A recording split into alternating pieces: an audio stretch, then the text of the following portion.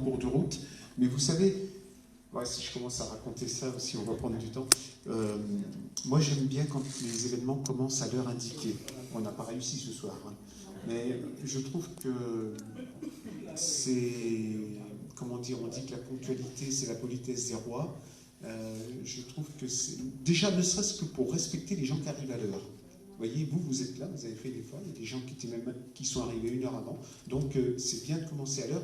On essaye petit à petit de commencer plutôt les événements, etc. Voilà, bon, je referme la parenthèse. C'est un plaisir très particulier d'accueillir le professeur Benatta. Hein, vous voyez, sa présentation, vous le connaissez, hein, c'est une autorité dans le domaine dont il va nous parler ce soir. Ingénieur, docteur en géographie, président de l'espace de solidarité de coopération de l'Oriental, coordonnateur de l'éco-plateforme du Maroc, du Nord. Et c'est quelqu'un qu'on connaît ici, puisque l'année dernière, nous l'avions invité dans le cadre de l'opération Demain dès aujourd'hui.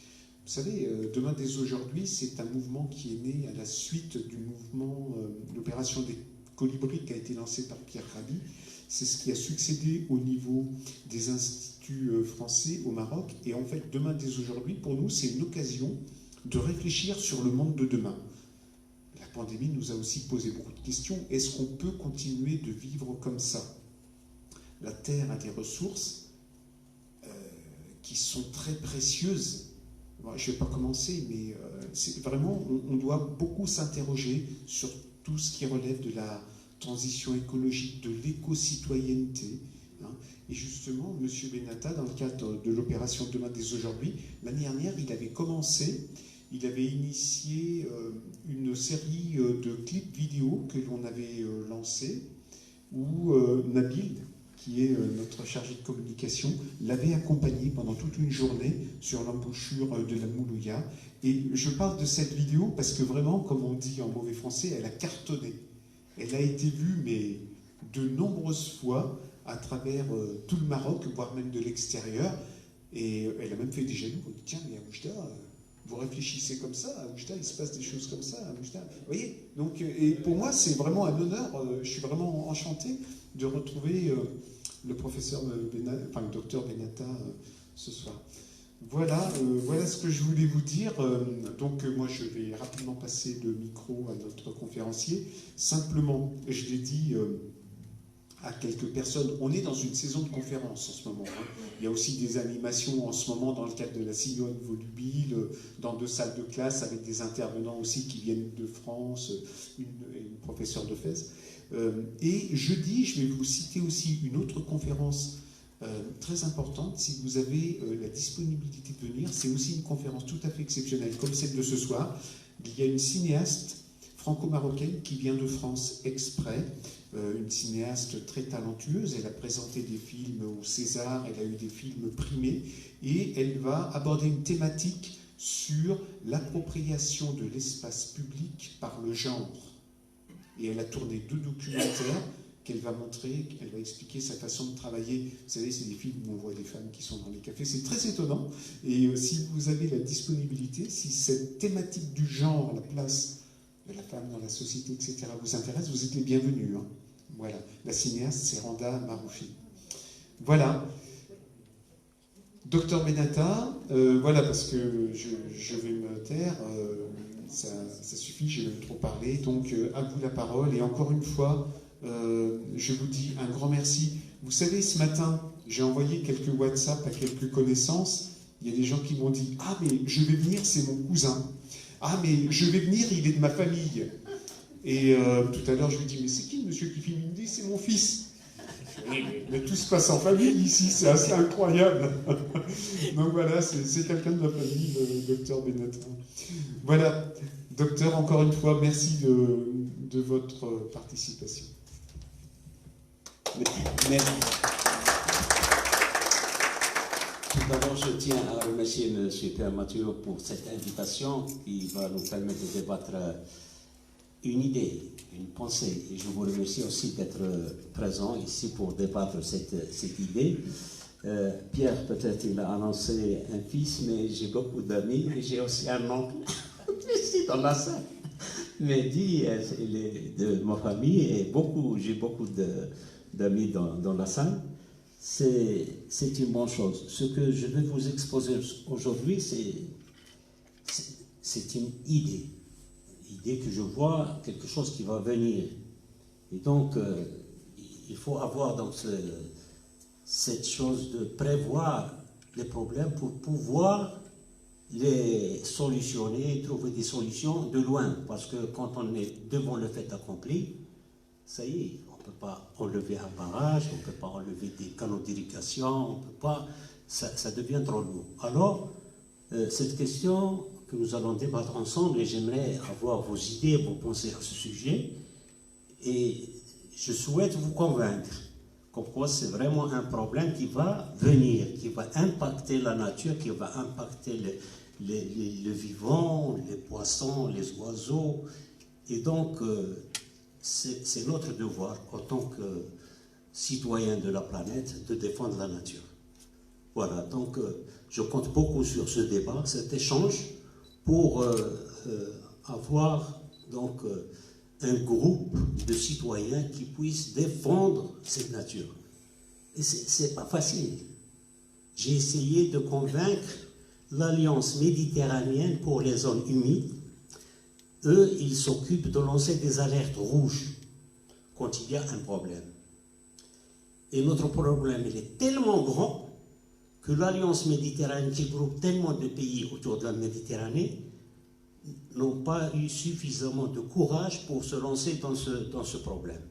Parce qu'ils vont se confronter à des gouvernements, à des décisions politiques et tout, et donc ils veulent rester dans leur position de diplomate. Et donc je vais essayer dans cet exposé, d'abord de rappeler cette notion de débit écologique. Pourquoi je le fais? Parce que j'estime que les associations, des ONG, de la société civile, ils n'ont pas suffisamment abordé ce problème. Nous avons travaillé pendant 30 ans peut-être, mais ce côté de débit écologique, il a été écarté, il a été laissé à part, et pourtant il y a eu beaucoup de problèmes, comme nous allons le voir, et les associations, surtout les associations qui se disent de l'environnement, des associations écologistes, ils devaient donc aborder ce problème en toute sincérité et avec tout courage. C'est pour cela que je tiens à le rappeler. Nous allons survoler un petit peu l'importance de la biodiversité de la Moulouya, juste un petit survol, parce que ce problème, on peut le débattre pendant toute une journée, pendant 2 jours, 3 jours, question de biodiversité. Tellement importante, tellement riche en biodiversité qu'on peut débattre pendant des journées. Et ensuite, nous allons aboutir au problème qui nous intéresse tous, celui de l'impact de ces infrastructures que les décideurs, peut-être de bonne foi, pensent résoudre avec des infrastructures. Des problèmes de sécheresse, de stress hydrique et tout, la première solution qui vient à la tête, c'est construire des barrages, construire des infrastructures, mais quelles conséquences? À quel prix? Voilà, donc après on va essayer de suggérer des recommandations. Donc cette notion de débit écologique, historiquement ce concept de débit écologique, il a été développé en réponse à la dégradation des écosystèmes aquatiques due à la surexploitation de l'eau. La reconnaissance de la nécessité de maintenir une certaine quantité minimale d'eau dans un cours d'eau au profit des espèces emblématiques de poissons comme le saumon par exemple, il a été à l'origine de termes tels que le débit minimum, un débit réservé, un débit minimum biologique. Le concept de débit environnemental existe déjà depuis plus de 40 ans dans les pays qui avaient la conscience écologique. Donc le débit minimum biologique, ce terme correspond à la notion définie par le Code de l'environnement en Europe, comme le débit minimal garantissant en permanence la vie, la circulation et la reproduction des espèces vivant dans les eaux. Donc c'est une notion donc, pour garder la vie dans la nature, la vie aquatique, et donc cette notion elle doit être bien ancrée dans les concepteurs des projets. La détermination de ce débit minimum biologique doit faire l'objet d'une étude particulière analysant les incidences d'une réduction des valeurs de débit à l'aval de l'ouvrage sur les espèces vivantes dans les eaux. Alors voici donc la définition dans la directive cadre sur l'eau en Europe. Le terme de débit écologique il répond à la définition suivante. Les débits écologiques sont considérés dans le contexte de la directive comme un régime hydrologique compatible avec la réalisation des objectifs environnementaux de la directive dans les masses d'eau naturelles de surface telles que mentionnées à l'article 4. Alors, quand on revient à l'article 4.1, donc les objectifs environnementaux se réfèrent à la non-détérioration de l'état existant. Vous avez un état, il y a des poissons, il y a des végétaux, il y a des oiseaux et tout. Et donc, le projet qui vient s'insérer, il ne doit pas détruire cet état existant. Il doit en tenir compte et essayer de préserver. L'attente du bon état écologique dans les masses d'eau naturelles de surface, le respect des normes et objectifs pour les zones protégées, y compris celles désignées comme zones de protection des habitats et des espèces où le maintien ou l'amélioration de l'état des eaux est un facteur important de leur protection, notamment les sites Natura 2000 pertinents désignés dans le cadre des directives oiseaux et habitats. Donc ça, c'est la définition pour le... Alors maintenant au Maroc. Au Maroc, la loi, elle est claire. La loi marocaine numéro 3615, qui est relative à l'eau, elle prévoit dans la première section la préservation des milieux aquatiques du chapitre 8, préservation des eaux, la conservation de la biodiversité et des écosystèmes aquatiques. Il est ainsi opportun d'apporter par voie réglementaire des recommandations suivantes. C'est-à-dire que la loi elle a prévu la préservation de la biodiversité, mais avec des textes d'application. Jusqu'à présent, ces textes, malheureusement, n'ont pas encore vu le jour, parce que ça dérange.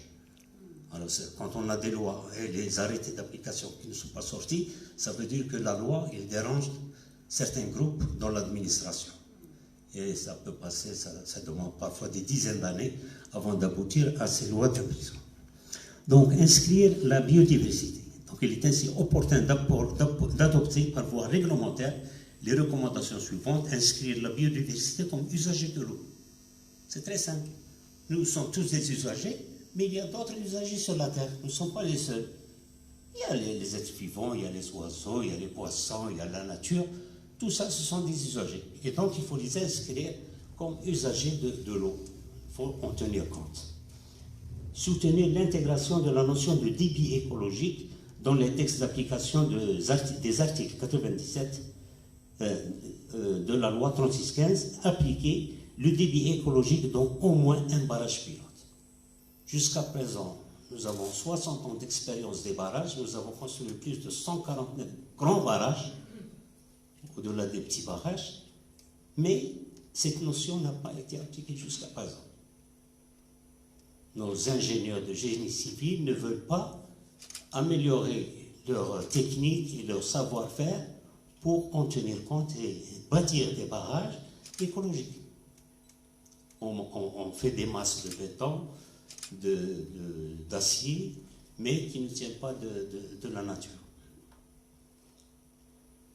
Donc, cette loi marocaine, ces dispositions stipulent que les concessions d'eau du domaine public, et je cite, prendre en compte les exigences du plan de gestion des zones humides lorsqu'il existe, signalé dans l'article 25. C'est-à-dire quand il y a un plan de gestion, les gestionnaires ils doivent donc en tenir compte de ce plan de gestion et garantir un débit d'eau minimum défini par une loi réglementaire pour protéger les droits des tiers, des usagers, des animaux et des plantes aquatiques en aval de l'entreprise. Article 96-97. De même, le plan directeur de mise en valeur intégrée des ressources en eau comprend des plans de développement et de gestion des ressources en eau et des milieux aquatiques qui incluent, entre autres, la préservation des écosystèmes aquatiques. Article 96. Je cite, « Toute structure doit être conçue et équipée pour assurer sa mise en œuvre dans un cours d'eau dans tout temps la circulation, la reproduction des espèces animales, et végétales existantes pour protéger l'état écologique des cours d'eau ou des extensions de cours d'eau. L'article 97. Donc, en matière de loi, on n'a pas de problème avec la loi. La loi, elle a tout prévu, c'est bien, il faut qu'elle s'améliore, il faut qu'elle donne maintenant des articles d'application. Qu'est-ce qui se passe sur le terrain? À ce jour, cette notion du débit écologique, malgré la loi sur l'eau, elle n'est pas appliquée sur le terrain. On constate plutôt que la majorité des bassins hydrauliques se ferment de plus en plus au Maroc. Exemple, le bassin de Dra, le bassin de Sousmassa, le bassin de Telsif, le bassin de Oumarpé. Et cette semaine, il y avait une fermeture au niveau de la plus grande rivière du Maroc, qui est le Sebou. Et si on ne prend pas compte, si on ne fait pas le plaidoyer, si on ne développe pas la Moulouya, il passera par là. C'est-à-dire qu'on arrivera à un certain moment où il n'y aura plus de contact entre les rivières et la mer. Généralement, pour les politiciens qui ne sont pas au courant, ils disent que l'eau, elle est perdue dans la mer. Mais non. L'eau, la rivière était en contact avec la mer pour assurer un certain écosystème, pour assurer le déplacement des oiseaux, des poissons qui ont besoin de rejoindre la rivière ou de rejoindre la mer, de retourner à la mer pour assurer la survie de ces écosystèmes. Et on le dit, vous pouvez le constater dans le discours de certains ministres qui disent que bon, on doit stocker les eaux pour qu'elles ne soient pas perdues dans la mer. Dès le fait d'entendre ce discours, vous dites que le ministre n'est pas au courant. Tout de suite. Et donc, il faut aller le voir, il faut lui expliquer comme quoi il y a des écosystèmes qui nécessitent cet outflow. L'eau qui part de la rivière et qui alimente la mer. Il y a toutes les sciences qui concernent ça. Alors, concernant la biodiversité, juste un petit survol, le site de la Moulouya représente une valeur patrimoniale indéniable du fait qu'il constitue l'estuaire de la plus grande rivière du versant méditerranéen du Maghreb. Et l'un des plus longs oueds du Maroc, c'est le plus grand complexe estuarien méditerranéen au Maghreb. Il est caractérisé par une grande diversité d'habitats, la ceinture la plus large de l'Afrique du Nord, une plage sableuse parmi les plus longues et les plus belles de la Méditerranée, un lit majeur d'aspect fluvial, large et inondé en permanence, unique sur le versant méditerranéen du Maroc. Une forêt alluviale de Tamarix, la plus étendue du Maroc, comme vous pouvez le voir sur la photo. La faune et la flore y sont particulièrement riches. À titre d'exemple, le nombre d'espèces d'oiseaux correspond à près des 2/3 du total des espèces connues à l'échelle nationale. La flore, les invertébrés, les bêtophones, etc., y montrent un fort taux d'endémisme et des particularités biogéographiques d'un grand intérêt. Ces fonctions écologiques sont nombreuses dans l'absorption des inondations de la rivière, un milieu très important pour la migration de nombreuses espèces de poissons devenus rares ou menacés au Maroc. Et c'est un lieu de repos, de nidification ou d'hivernage pour nombreuses espèces d'oiseaux d'intérêt mondial, des volants d'Audouin, des sarcelles de Mabé, etc. Ce site constitue également l'un des derniers refuges pour un grand nombre d'espèces endémiques menacées ou rares aux échelles nationales, régionales et internationales. Vous avez ici quelques espèces de poissons qui se trouvent à la Moulouya, et celui-là, on prend le nom de la Moulouya. Pour la première fois qu'elle a été découverte, le Barbus moulouiensis, et l'existence de l'alose, la grande alose ou l'alose feinte, les anguilles, et surtout si vous vous rappelez de cette catastrophe qui a eu lieu en 2011, vous voyez la quantité de poissons qui existent, et ça c'est entre Zayou et l'embouchure. C'est la partie qui a été intoxiquée en ce moment. Et vous voyez donc des tonnes et des tonnes de poissons qui existent juste sur ce parcours. Là, ça nous donne donc la richesse de ce patrimoine. La dernière étude qui a été effectuée par le Bureau d'études de Biotope en 2016 Il a actualisé les données de cette biodiversité et comme conclusion, il a conclu comme quoi les zones humides du cible, y compris le cours de la Moulouya, constituent encore des habitats de vie pour des espèces d'importance nationale et mondiale et donc représentent un enjeu fort, très fort à l'échelle nationale. Donc on peut y trouver 430 espèces végétales, 287 espèces d'oiseaux, 16 espèces de poissons, 71 espèces marines, 4 espèces amphibiennes, 16 espèces de reptiles.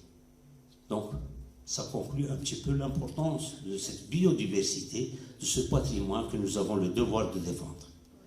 Donc, c'est un devoir, nous devons le faire parce que si on se laisse faire, tout va disparaître. Tout va disparaître. Si les gens ne sont pas convaincus qu'il faut lancer des plaidoyers et communiquer avec les personnes, avec les décideurs, avec les élus, avec la presse, avec tout le monde. Donc c'est quelque chose qui doit être pris vraiment au sérieux. Concernant donc la politique publique du Maroc en matière de protection des écosystèmes de la zone humide de la Moulouya. Alors, pour ne rien cacher, le Maroc est parmi les pays qui a signé toutes les conventions concernant la protection de la nature. Donc c'est bien, c'est une bonne chose. C'est un engagement vis-à-vis des autres. Qu'est-ce qu'il reste? Il faut donc appliquer ces engagements, les respecter. Et comme on le dit devant tout le monde, on doit le faire sur le terrain. Est-ce que ça se fait ou non? On va le voir en cours de route. Donc, suivant ces engagements, l'embouchure de la Moulouya a été classé comme site d'intérêt biologique et écologique en 1996 et il a été classé dans la Convention Ramsar en 2005. Donc, l'engagement du Maroc devant les instances internationales, c'est pour protéger et préserver ses qualités naturelles selon lesquelles son inscription sur les sites Ramsar était acceptée en intégrant sa préservation. Donc, on a risqué d'être rayé de la Convention Ramsar à la suite de la dernière catastrophe qui a eu lieu. Il y avait une commission consultative qui avait visité et le Maroc, donc, il a risqué d'avoir... parce que quand on ne respecte pas les engagements d'un site qui est inscrit à l'échelon international, on le déclasse. Et donc la Moulouya, il a risqué d'être déclassé à un certain moment. Avec maintenant, je ne sais pas ce qui va se passer. Donc en intégrant sa préservation dans tous les projets d'aménagement. Chaque projet doit tenir compte de ses engagements, des constructions ou des plans d'aménagement comme celui du plan d'aménagement urbain de Seydia et de Rasma. Donc dans cette troisième partie, nous allons voir les ressources hydriques dans le bassin versant de la Moulouya. L'agence du bassin estime les quantités annuelles moyennes d'eau pluviale du bassin versant de la Moulouya à 1,2 milliard de mètres cubes par an, en moyenne. Il y a des années qui sont sèches, il y a des années qui sont pluvieuses, et cette moyenne... Alors, sur cette quantité, on estime à 87% qui peuvent être régulés par les barrages existants actuellement. Les eaux souterraines sont estimées à 20 millions de mètres cubes par an. Donc, les apports moyens annuels sur la période de 1967 à 2014 au niveau du barrage Mohamed V sont de 765 millions de mètres cubes par an en moyenne. Cette série observée est fortement marquée par la succession des années de sécheresse, notamment depuis 1980. Il y avait beaucoup d'années de sécheresse dans cette décennie 1980-1990. Malgré une tendance à la baisse des apports moyens de la Moulouya, on enregistre paradoxalement des valeurs extrêmes. Durant les dernières années, 172 millions de mètres cubes comme minima en 2005, et 2534 millions de mètres cubes en 2010, comme maximum. Ces eaux sont interceptées dans leur grande majorité par le barrage Mohamed V et Moussa Hamadi. En effet, le premier barrage contrôle une superficie de 52 000 km², soit environ 90% de l'ensemble du bassin de la Moulouya. Les apports de réseau à ce niveau sont de 22,7 mètres cubes secondes, en moyenne, représentant 72% du débit total de la Moulouya. Les apports au niveau du bassin immédiat du Bakour sont estimés, selon l'administration, à 7 mètres cubes secondes. Ce sont des données officielles. Moi, je n'ai rien créé. J'ai pris dans la bibliographie les chiffres. Vous avez ici une courbe qui montre un petit peu ces apports avec la moyenne de 765 millions de mètres cubes et des années qui sont sèches et une extrême, par exemple en 2009, il y avait 2534 millions de mètres cubes et des années un peu sèches avec 172 millions de mètres cubes. Il y a eu aussi ce truc de lâcher du barrage quand il y a trop d'eau, ou il y a des crues par exemple. Vous avez des lâchers qui sont en moyenne de 159 millions de mètres cubes. Et vous remarquez que les années 80-89, il y avait des années sèches, donc il n'y avait pratiquement pas de lâchers, mais qui ont repris dans les années 2000-2011.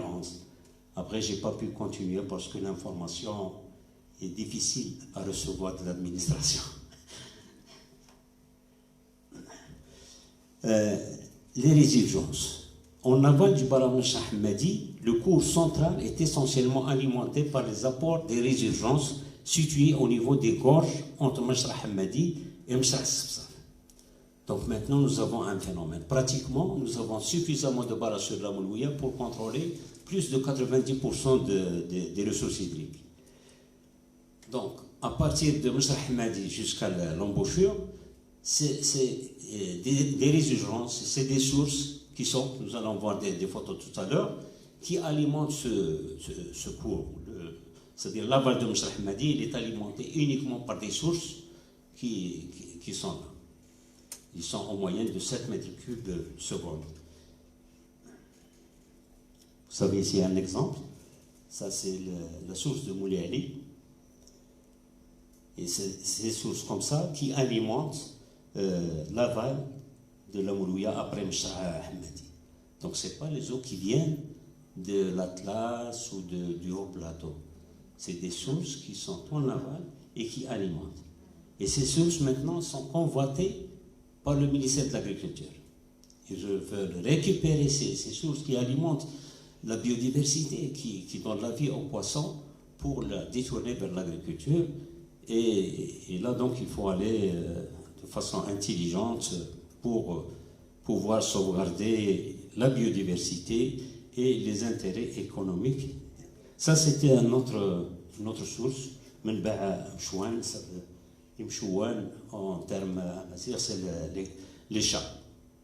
Donc, il y a plusieurs sources comme ça, depuis Meshra Hamadi jusqu'à Meshra Safsaf. Les infrastructures hydrauliques de stockage, de régulation et de pompage des ressources en eau de la Moulouya. Jusqu'à présent, nous avons 4 grands barrages. Mohamed V, Meshra Hamadi, barrage sur le Gras, barrage Hassan II au niveau de Midelt. Nous avons des petits barrages, 3 barrages moyens, c'est des barrages moyens, barrage Tamloud, barrage N'Djil et barrage Terga, plus une trentaine de barrages collinaires. Donc il y a tout un système de barrages pour stocker et arrêter l'eau au niveau. Bon, il y a du pour et il y a du contre. Au niveau des stations de pompage, il y avait une station Moulay Ali qui pompait 3,9 mètres cubes par seconde.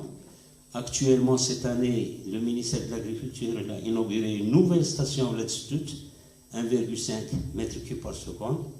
Nous avons demandé une copie de l'étude d'impact, parce que chaque projet au Maroc qui a un impact sur l'environnement, il doit faire l'objet d'une étude d'impact.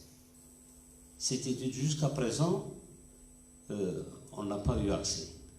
C'est pour cela qu'on dit que ce projet n'a pas subi, il n'est pas réglementaire, n'a pas subi la loi 1203 sur les études d'impact. Et plus une trentaine de stations privées, dont une pour les terrains de golf de la station balnéaire de Sétia. Donc ces barrages, ils sont un peu dispersés sur tout le territoire depuis Meshra Hamadi, Mohamed Khamis, Oued Za au niveau de Taouriret et Hassan II au niveau de Midelt.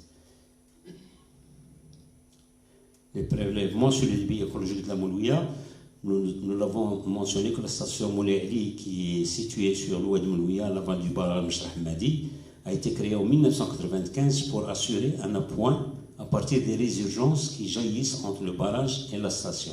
Il est dimensionné pour un débit maximal de 3,9 mètres cubes seconde et permet de fournir un volume annuel de 20 à 40 millions de mètres cubes, variable selon le débit disponible dans les cours d'eau de la Moulouya et selon la durée de fonctionnement de la station.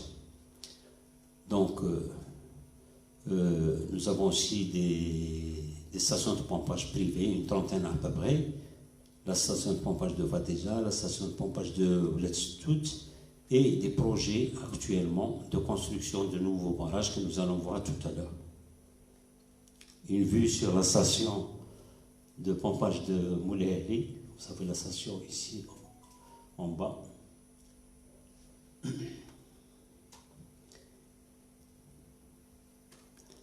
Là, c'est le versement de la station de Ouletstout dans le canal principal de la rive gauche de la Moulouya. Et vous avez une vue sur la nouvelle station qui a été inaugurée tout dernièrement.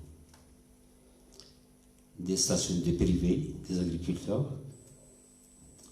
Et maintenant, l'apparition d'un nouveau facteur qui impactera négativement le débit écologique de la Moulouya, avec ce qui s'est passé dernièrement, avec cette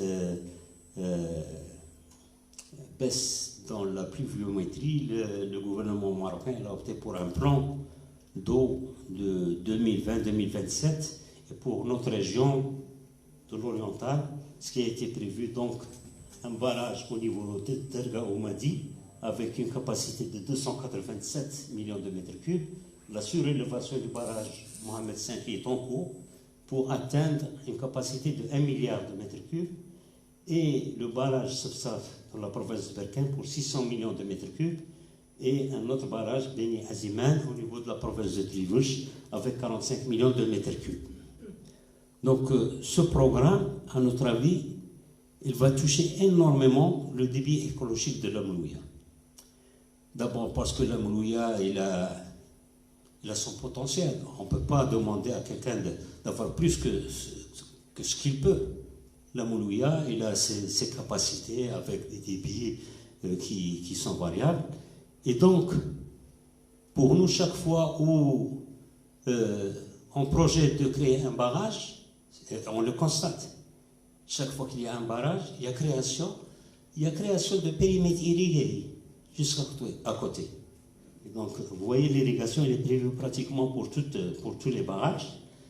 Et donc, c'est comme si on demandait à la Moulouya de fournir plus d'efforts qu'elle peut en donner. Maintenant, il parle d'un autre projet, celui d'amener, de transfert de l'eau d'un bassin à l'autre. Et on parle de transférer les eaux de Ouedlou, au niveau de Chefchaouen, jusqu'à l'oriental. Dans le transfert, ça c'est une autre question, mais le fait de créer un barrage au niveau de Sefsaf pour dire qu'on va amener l'eau de Ouedlou pour le stocker au niveau de Sefsaf, c'est autre chose. Hein, on doit discuter, on doit réfléchir qu'est-ce qui va se passer avec ce barrage. Ici, c'est les travaux qui sont en cours actuellement. Cette photo, elle est très récente, date de mois, sur l'extension du barrage Mohamed V pour l'étendre, parce qu'il y a eu l'envasement, un barrage qui faisait 700 millions de mètres cubes, maintenant il n'atteint même pas 360 millions de mètres cubes. Donc, ils vont essayer de l'étendre. Alors, le barrage Sefsaf, il a quand même certaines particularités, parce qu'il vient après le barrage Msra Hamadi. Donc, entre l'embouchure et le barrage Hamadi, on veut installer un barrage. Ce barrage, c'est un mur qui va arrêter, l'eau, mais il va arrêter la vie. Il va entraver la circulation des poissons. Il va entraver donc la liberté de circulation des poissons. Les poissons, ils ont besoin d'accéder plus en haut pour se reproduire. Il n'y aura donc plus possibilité à la vie de se maintenir entre l'embouchure et Msrah Hamadi. Au-delà de Msrah Hamadi, ils sont libres de faire ce qu'ils veulent. Ils peuvent garder toutes les eaux, 100% des eaux qui viennent de l'Atlas ou du plateau, des hauts plateaux. On en a déjà l'habitude. C'est-à-dire qu'ils peuvent... mais après Msrah Hamadi, en aval, c'est autre chose. C'est quelque chose qu'on doit bien étudier. C'est quelque chose qui va toucher à la biodiversité, qui va toucher au fonctionnement de ce site. Et donc, on doit être conscient qu'ils vont créer un grand problème. Et c'est maintenant qu'il faut le solutionner. Maintenant, pas après. Quand il y a la construction de barrages à ça, on ne peut rien demander. C'est maintenant que les élus, que les citoyens, que les gens riverains de la Moulouya doivent être conscients, doivent être sensibilisés de ce danger. Pour moi, c'est un grand danger. Et donc, il n'y a qu'à voir ce qui s'est passé dans les autres bassins versants. Ils ont arrêté le Tensift, ils ont arrêté Omarber, ils ont arrêté Susmassa, et maintenant, c'est autour de la Moulouya. Et donc, il faut la défendre. Pour les gens qui aiment la Moulouya, qui aiment la région, c'est maintenant ou jamais. C'est avant de lancer les marchés ou les appels d'offres pour construire le barrage. Et donc, c'est ce projet que vous voyez ici qui va transférer les eaux de Weblaw jusqu'à la Moulouya. Mais à la Moulouya, il y a trois possibilités. Eux, ils ont opté pour SAF, mais pour nous, il y a déjà deux barrages qui existent. Msrah Hamadi et le barrage Mohamed V. Il existe avec les infrastructures nécessaires pour gérer les eaux. Pour donner l'eau à la rive droite, la rive gauche, il y a les têtes mortes, il y a les canaux et tout. Et au niveau de ce SAF, ils seront obligés donc de construire de nouveaux barrages, de construire des canaux pour amener les eaux, et avec les impacts négatifs. Donc, avec ces trois possibilités, s'ils veulent transférer l'eau pour nous, eh bien, qu'ils le font directement au barrage Mohamed V ou au barrage Msrah Hamadi. Ils vont gagner sur la longueur, ils vont gagner plus de 20 km de transfert, et ils vont gagner sur les infrastructures qui existent, qu'on peut donc utiliser pour la gestion de l'eau. Et je ne sais pas pourquoi ils ont choisi cet emplacement au niveau de ça. Nous avons voulu discuter, ouvrir la discussion avec l'administration. Malheureusement, ils ne sont pas là. Ils ne sont pas là, ils ne veulent pas discuter. Maintenant, on cherche à discuter à un niveau plus haut, peut-être avec M. Nizar Baraka. On peut discuter, et on ne peut pas discuter avec un fonctionnaire ou un directeur de service extérieur. Et donc ça, c'est à discuter. Maintenant, nous avons posé ces questions.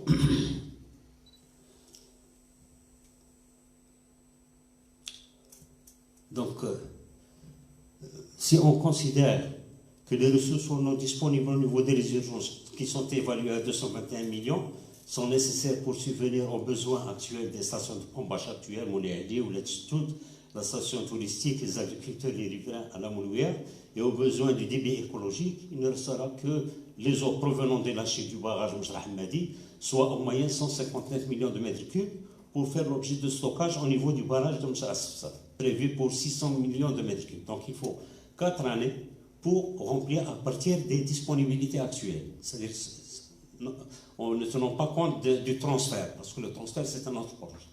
Donc, par ailleurs, est-ce que les gestionnaires, devant ce faible taux de remplissage, vont-ils respecter le débit écologique du site de la Moulouya? On a déjà l'expérience avec la gestion, les gestionnaires, même s'il y a des problèmes parfois, ils ne font pas délâcher pour subvenir aux besoins de débit écologique. En plus, la surélévation du barrage Mohamed V est réalisée avec 1 milliard de mètres cubes. Le volume des lâchers baissera nécessairement. Pratiquement, il n'y aura plus de lâchers avec la surélévation du barrage Mohamed V. Et les impacts, il faut les attendre. La baisse du débit écologique au site de la Moulouya, le dessèchement de la zone humide et arrêt de l'outflow de la Moulouya, c'est-à-dire comme vous pouvez le voir sur cette photo, on l'a constaté le 13 octobre 2021, il y avait une rupture entre la rivière et la mer suite à l'excès d'exploitation de l'exploitation de l'eau. Et les riverains à côté de la Moulouya, en aval, ils souffrent de la salinité des sols. Ils ne peuvent plus exploiter leur terrain parce que ça ne donne pratiquement rien.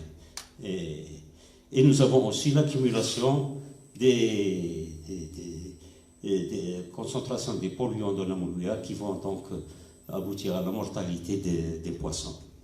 Donc il faut s'attendre à ces impacts. L'expérience vécue au niveau de Omar Bey, comme vous voyez, Omar Bey, c'est une rivière très importante pour le Maroc, et on est arrivé à arrêter l'écoulement de la rivière vers la mer avec la mortalité des poissons, comme on peut le constater actuellement. Il y a le ministère de l'Équipement qui a voulu solutionner, il a envoyé des tracts pour enlever le sable, mais ce n'est pas le sable qui est la cause de cette rupture, c'est le débit écologique qui a été détourné vers d'autres usages.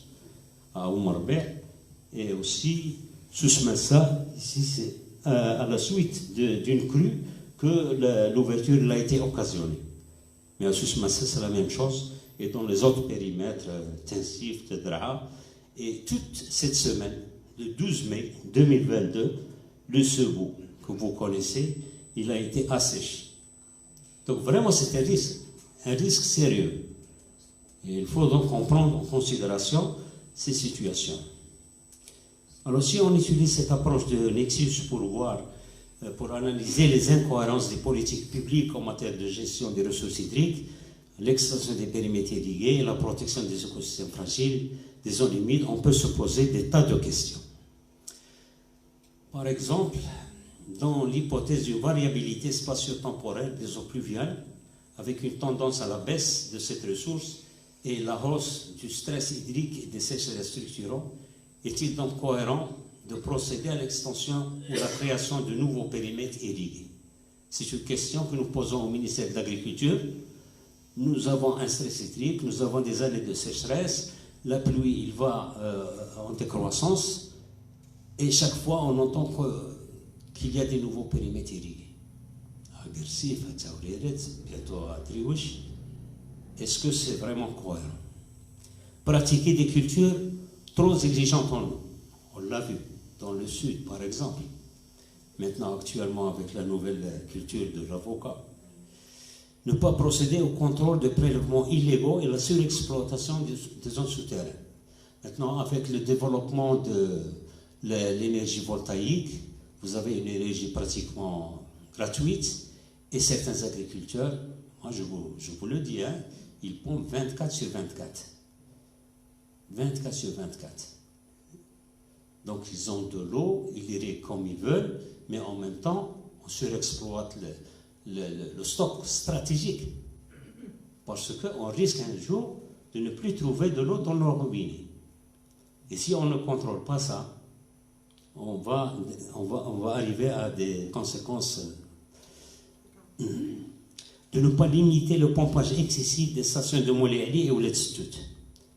Nous allons voir tout à l'heure la réponse du ministère de l'Agriculture qui dit qu'on prend en considération ça, et il y a une mise en marche alternative quand le Mouléali marche, l'autre s'arrête, mais nous allons répondre à cette question. Créer 4 autres stations de pompage. Ça, c'est une déclaration qui a été faite par le ministre de l'Agriculture. Qu'est-ce qu'ils vont pomper à la suite de ça? Déjà, avec 2 stations de pompage, on est à bout. Et si on veut faire 4 autres stations, comme ça a été déclaré, on va voir. Construire de nouveaux barrages sur les affluents de la Moulouya, Terga Oumadi, Ibn Aziman et d'autres. Alors que la Moulouya, elle est complètement maîtrisée actuellement, on continue à construire des barrages. Est-ce que c'est cohérent? Faciliter et encourager l'emploi du pompage solaire, le photovoltaïque des eaux de la Moulouya. Polluer les eaux de la Moulouya au niveau des unités industrielles et des steppes. Dégrader des sols et des eaux par la salinité. C'est ce qui se passe actuellement. utiliser de façon non rationnelle et non contrôlée les engrais chimiques et les pesticides, de gaspiller les eaux traitées par les steppes. On gaspille beaucoup d'efforts, beaucoup d'argent dans les steppes, et le résultat, on n'utilise pas les eaux pour l'agriculture. Est-ce que c'est cohérent? D'utiliser de façon non rationnelle et non contrôlée les engrais chimiques, de gaspiller les eaux traitées par la steppe, de ne pas les réutiliser dans l'irrigation, de ne pas limiter les pertes d'eau au niveau des réseaux d'irrigation et de distribution de l'eau potable. L'efficience du réseau municipal est entre 40 et 50%. Nous perdons 50% de l'eau qui vient pour desservir la ville. Je n'arrive pas à comprendre ça. De ne pas limiter les pertes d'eau au niveau des réseaux d'irrigation et de distribution d'eau potable. La même chose dans les réseaux d'irrigation, c'est pratiquement 40%. De perte des eaux pluviales récupérées par le canal de protection des inondations de Seydia. On parle d'économie de l'eau, on parle de ne pas perdre les eaux, et on met un canal pour protéger une ville, mais les eaux pluviales, on les met dans la mer. Est-ce que c'est des choses qui nous amènent à dire que le Maroc n'est pas cohérent avec ses engagements pour la protection de l'environnement et la biodiversité? Il y a des engagements qui sont bien, on est félicité par les instances internationales, tout, le Maroc c'est bien, on peut même donner des exemples pour les Africains ou d'autres pays, comme quoi on est bien, mais dans la réalité, ni dans la transition énergétique, ni dans la protection de la biodiversité, tous les domaines ne sont pas respectueux. Nous sommes pour la transition énergétique, mais en même temps, on importe du charbon de la Russie, de la Pologne, je ne sais pas de quel pays, pour faire fonctionner nos centrales thermiques. Est-ce que c'est une cohérence? C'est pas du tout ça. Alors, quel débit écologique pour le site de l'embouchure de la Monouia selon le ministère de l'Agriculture? Parce qu'en fait, le débit écologique doit être déterminé par une étude scientifique, 4 ou 5 spécialités, pour déterminer le débit écologique. On l'a fait pour ce bout, mais pour l'agriculture, on a posé par l'intermédiaire de notre ami parlementaire, c'est Omar Ahnan, cette question, elle a été posée donc clairement comme quoi est-ce qu'il y a une étude, est-ce qu'il y a un débit écologique, est-ce qu'on tient compte de ça? Et la réponse du ministre de l'Agriculture, c'est Mohamed Siddiqui, qui est de la région, qui est le fils d'ici. Dans sa réponse, on est tranquille, comme quoi on tient compte de l'exploitation des stations de pompage, qu'il y a une alternance de fonctions. Quand la station de Moulay Ali fonctionne, l'autre s'arrête, et donc on tient compte. Et le débit, la quantité d'eau qui est prévue sur le débit écologique, il est très faible. Alors que si on compte 3,9 de la station de Moulay Ali plus 1,5 la station de Oulet-Stout, déjà on se trouve à 75% du débit qui est pompé par ces deux stations. Ensuite, le ministre il affirme qu'en quoi il y a eu une étude d'impact. Nous avons demandé à l'office de nous donner une copie, mais jusqu'à présent, pas de réponse. Donc pour nous, tant qu'on n'a pas reçu une copie de cette étude, ça veut dire que l'État a fait un projet non réglementaire. Chaque projet doit faire l'objet d'une étude, même si ces études, parfois, elles sont faites à la légère pour faire passer des projets. Mais quand même, c'est un garde-fou pour donner, pour informer, pour voir. Et alors, ici, nous avons eu une occasion d'accompagner une équipe de télévision, Thaqafia. Le même jour, lundi 21 mars, nous sommes allés à Moulay Ali et nous sommes allés au Oulet-Stout. Ils fonctionnaient en même temps. Donc ils ne peuvent pas dire qu'ils tiennent en compte le débit écologique ou tout. Et donc avec d'autres stations, ils peuvent donc faire des dégâts très sérieux. Alors actuellement, nous tenons à remercier notre chère parlementaire Fatima Ben Azza qui a posait clairement le problème de ce barrage à Sfsaf. Il a exprimé donc nos inquiétudes à M. Nizar Baraka et nous souhaitons donc le rencontrer très prochainement pour lui expliquer ses inquiétudes avant de tomber dans le piège.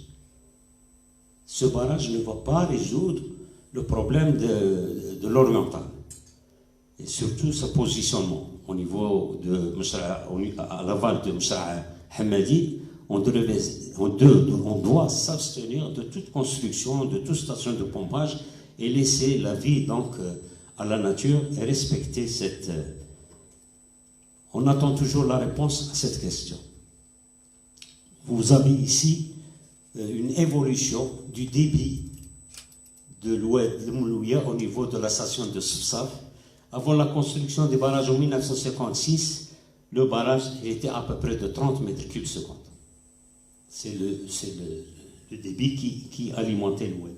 Après la construction des barrages, les 4 grands barrages, on n'a plus que le débit qui provient des résurgences, 7 mètres cubes secondes. À part les lâchers quand ils viennent, c'est un autre dégât. Après la construction de la station de Mouléali, il restait 3,1 mètres cubes secondes à la nature et aux riverains de la Moulouya. Après la construction de la dernière station de Ouled, la station Ouled de Stouch, on n'a plus que 1,6 mètres cubes secondes. Et si par malheur on construit le barrage de Mshra Sfsaf à l'aval de Mshra Hamadi, c'en est fini. Fini pour la circulation des poissons et des animaux qui doivent circuler, et fini aussi pour le débit parce que je doute fort qu'ils vont laisser un petit débit, un petit chouïa pour le débit écologique, comme ce qui se passe actuellement dans les autres bassins versants, au Morber, Tensift, Draa, Ouetsus. Alors, dans une étude de cas similaire à l'Al-Moulouya, effectuée par l'équipe de l'Institut scientifique de Rabat, sous la direction du professeur Khawi, ils ont abouti à la recommandation suivante pour le débit écologique du Sebou. En conclusion, ils préconisent un débit écologique moyen de 3 mètres cubes secondes, à partir duquel la qualité des habitats des poissons serait donc maintenue. Donc, c'est les résultats d'une étude qui a duré des années. Et donc, ce débit de 3 mètres cubes secondes, c'est le minimum qu'on doit respecter pour le Sebou. On a vu le Sebou tout à l'heure, la situation actuelle qu'il y a eu. Donc, en conclusion, les eaux de la Moulouya constituent une ressource naturelle qui génère la vie et la biodiversité dans la zone. Toutefois, la gestion de ces eaux risque de porter atteinte à la biodiversité en favorisant certains secteurs, l'agriculture, l'industrie, le tourisme, l'eau potable, au détriment d'autres secteurs comme les zones humides, qui constituent une réserve importante pour la biodiversité et constituent un habitat pour plusieurs spécimens de la vie sauvage. La nouvelle station de pompage au niveau de la commune de Letstout, qui a été réalisée sans étude d'impact préalable sur l'environnement, prévoit le prélèvement de 1,5 m3 seconde, risque d'assécher ce qui reste pour le débit écologique de la Moulouya et sa zone humide.